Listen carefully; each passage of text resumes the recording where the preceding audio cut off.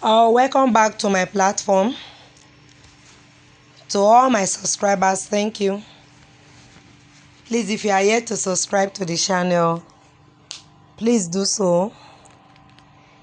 There are a lot of creative things that you will really learn from this place. Today's tutorial will be on auto gele, and I'm making the base. Yes, I'm starting with the base.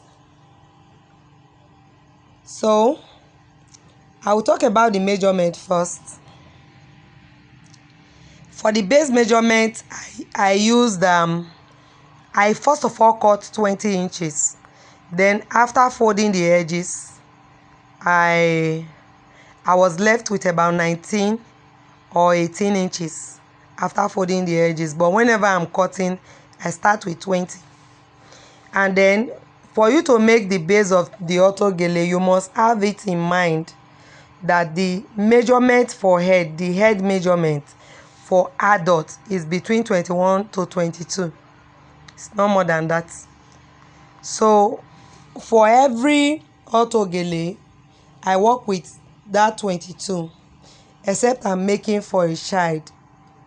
So for every adult, I work with 22. So the first thing I did was to cut 20. After folding the edges, I will be left with at least 18 or 19. And then by the time I'm adding the belt to it, it will complete the 22. So to make the base, I start by pleating it and then deciding how many pleats I want. So this is how I fold my base. This is how I fold my base.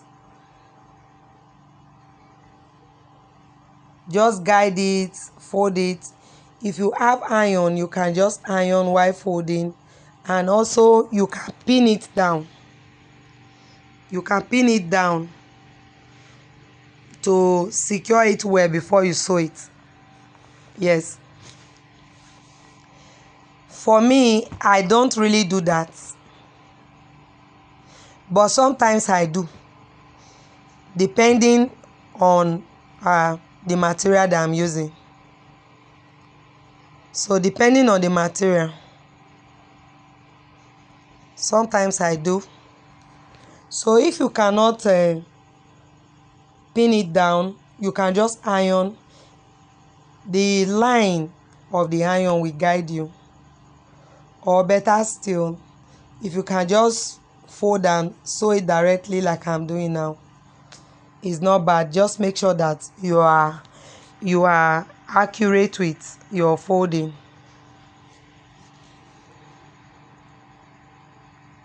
And while folding, you just have to make sure that the step you are making is resting on the previous one, and while it is resting on that one, you have to determine the space it will give. It should not just rest and cover it. So you have to determine the space it will give. You understand? You can give like half inch as you are resting it on it. You can give 1 inch as you are resting it on it. It is completely optional. It is what you want that you do. So for me, I just make sure it is as close as possible, and also it is not too close. The most important thing is for it to be visible. It should be visible. Shouldn't rest on each other, and at the end of the day you cannot tell which step is which. So you just have to make sure that the steps you can see the steps. You understand? You can see it. So after preparing the first part of the base, this is how it will look. The next thing I will do is to get the belt that I will add to it. So that's the next thing I will do, to get my belt. Now this is very important. while measuring the auto gele, if after folding your base, for instance, you have 18 inch, the belt that you are making, you should make sure that one part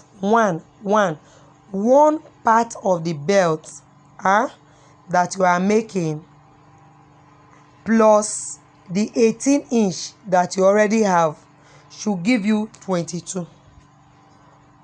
I repeat, one part of the belt plus the base you have should give you 22. So if my base is 18, it then means that my belt will be 4. But you know, I'm going to fold the edges of the belt like you see me doing there now. So if you cut 4 and by the time you try to fold the 2 edges, it will not be enough. So I advise that if you get 18, cut your belt to be maybe 6, so that maybe you fold in 1 inch from one side and then 1 inch from the other side, you will still be left with 4. But if you just cut 4 and by the time you are folding these edges, it will not be enough again.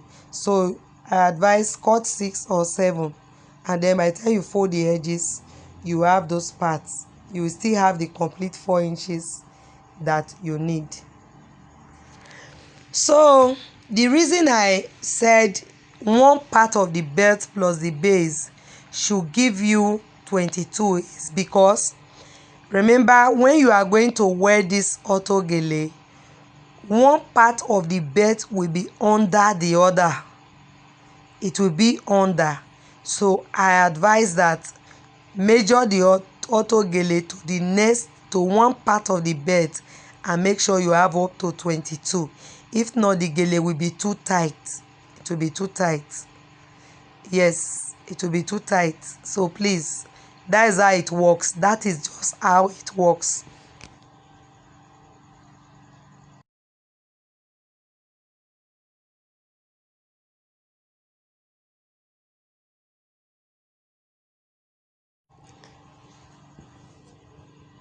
So the next thing I will do now is to fix the hook and loop to it. The hook and loop is the instrument that enables the 2 handle now to clip together.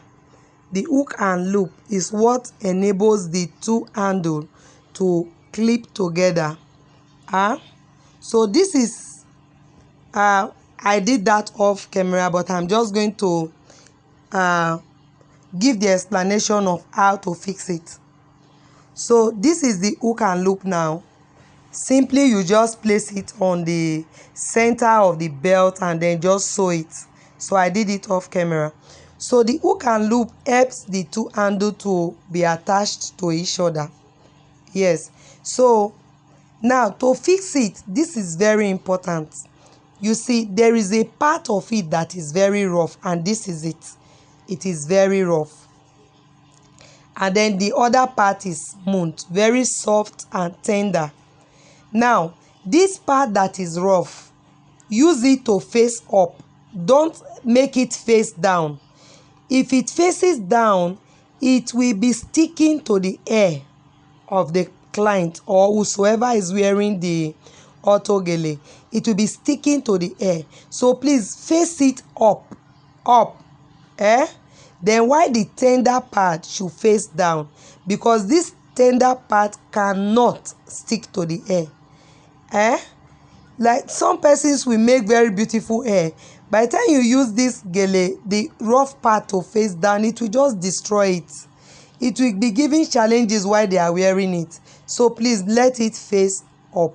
So this is how we prepare the base for auto gele. The next video will be on how I achieve this. That is the next video that you will be seeing, on how I achieve this without tying it first. I just hope that you will watch it. That will be the part 2. Just watch it and enjoy it. You will see how this auto gele, how I will complete it in the part 2. Thank you for watching. Bye.